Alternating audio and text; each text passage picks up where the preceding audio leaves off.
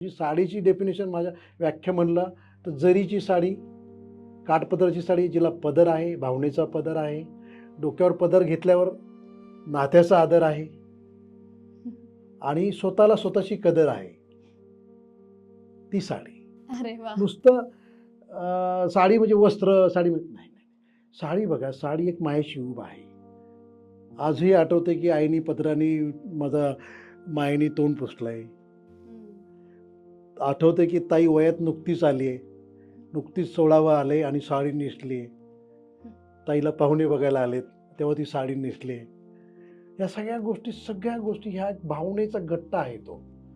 नुसतं वस्त्र किंवा तसं नाही आहे. म्हणून साडीची व्याख्या ही म्हणजे शब्दातच करता येणार नाही. खूप मोठी व्याख्या आहे. सगळ्याच्या भावनेशी जोडलेली व्याख्या आहे. त्याच्यामुळं साडी हा मी म्हणेल की अश्रूचा उधार.